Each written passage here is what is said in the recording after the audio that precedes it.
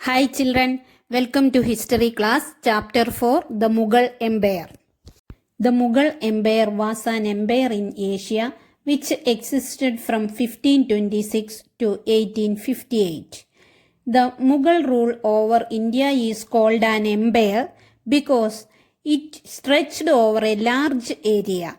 They imposed structures of administration and ideas of governance that outlasted their rule. The Red Fort of Delhi was the residence of the Mughal emperors. The Mughal rule in India saw the country being united as one single unit and being administered under one single powerful ruler. The Mughals left a permanent mark on the society, culture, art and architecture of India. Who were Mughals? The Mughals were descendants of two great lineages of rulers. From their mother's side, they were descendants of Genghis Khan, the ruler of the Mongol tribes of China and Central Asia. From their father's side, they were the successors of Timur, the great conqueror of Asia. Mughals did not like to be called Mughal or Mongol because Genghis Khan's memory was associated with the massacre of innumerable people. They were proud of their Timurid ancestry because their great ancestor had captured Delhi in 1398. The major Mughal rulers were Babur, Humayun, Akbar, Jahangir, Shah Jahan and Aurangzeb.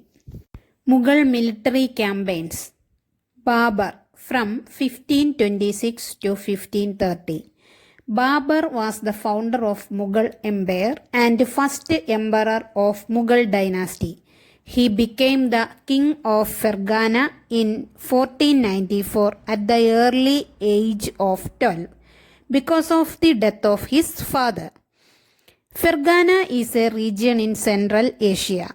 He was forced to leave the throne due to the invasion of another Mongol group, Uzbeks. In 1504, he conquered Kabul. In 1526, he defeated Ibrahim Lodi at the First Battle of Panipat and captured Delhi and Agra. In 1527, he defeated Rana Sanga, the Rajput ruler, and in 1528 he defeated Rajputs at Chanderi. Humayun ruled from 1530 to 1540 and again from 1555 to 1556.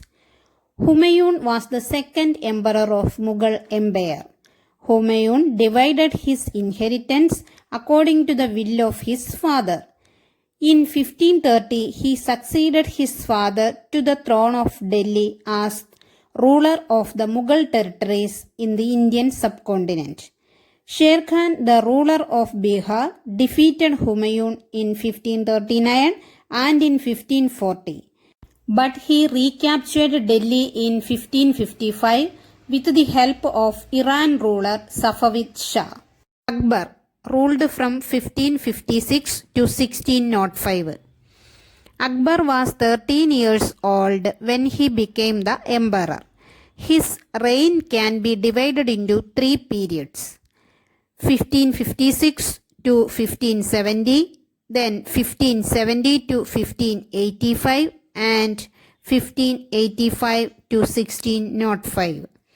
Akbar succeeded his father Humayun under a regent Ibrahim Khan, who helped young emperor expand and consolidate Mughal domain in India. Military campaigns were launched against Suris, Afghans and against neighboring kingdoms. In 1570 to 1585, military campaigns in Gujarat were followed by campaigns in the east of Bihar, Bengal and Orissa.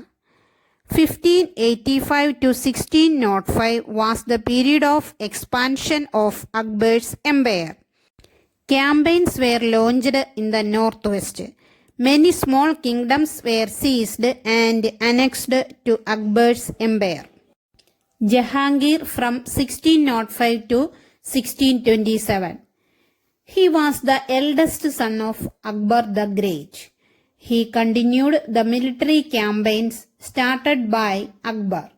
The Sisodia ruler of Mewar accepted Mughal services. His military campaigns were less successful. Shah Jahan from 1627 to 1658. Mughal campaigns continued under Shah Jahan's rule. The Afghan noble Khan Jahan Lodi was defeated. Campaigns were launched against Ahmednagar. In 1657 to 1658, there was conflict over succession against Shah Jahan's sons. His son Aurangzeb imprisoned him in Agra for the rest of his life. Aurangzeb from 1658 to 1707.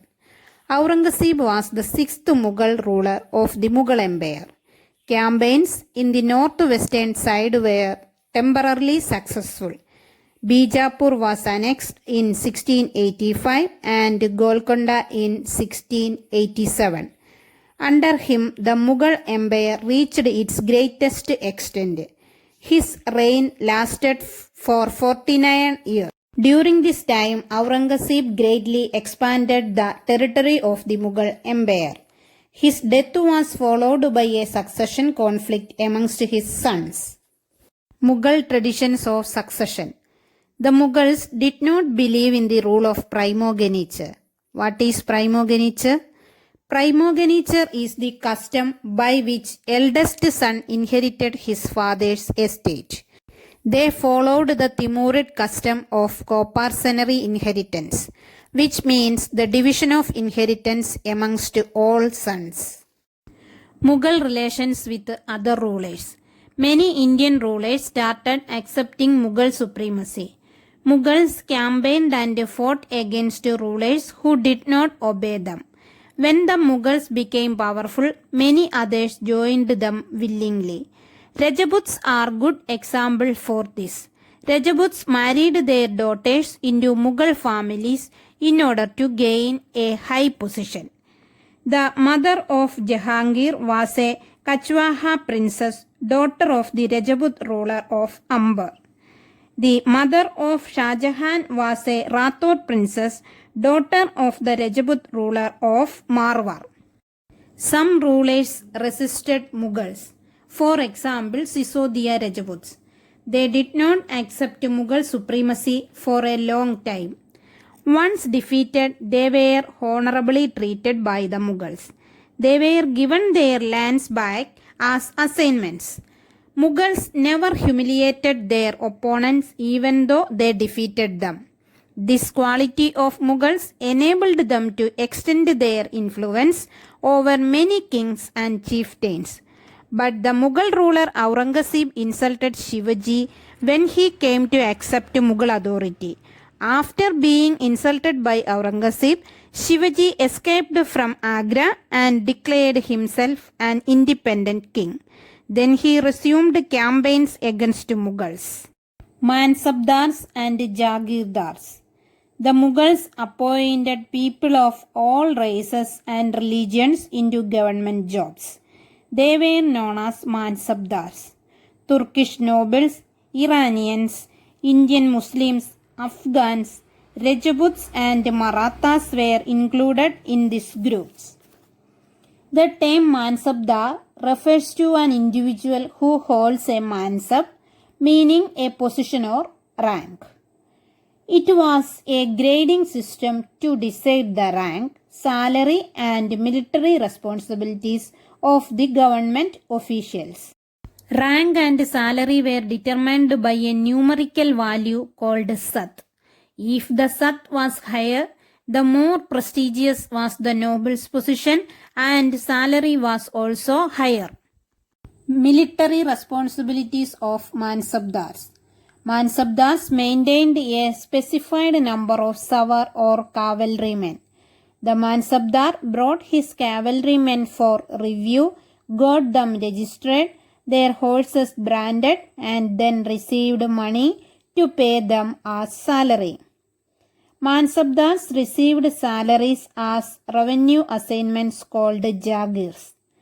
Mansabdars did not reside in their own jagirs but used servants to collect revenues. They themselves served in another part of the country.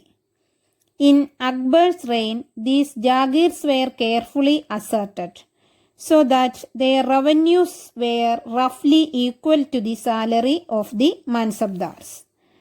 In Aurangzeb's reign, the actual revenue collected was often less than the granted sum. There was also a huge increase in the number of Mansabdars. As number of Mansabdar increased, created shortage of jagirs. So, Jagirdars collected as much revenue as possible while they had a jagir. Aurangzeb was unable to control these developments in the last years of his reign and the peasantry suffered terribly. Now this is the time to wind up the class. Thank you.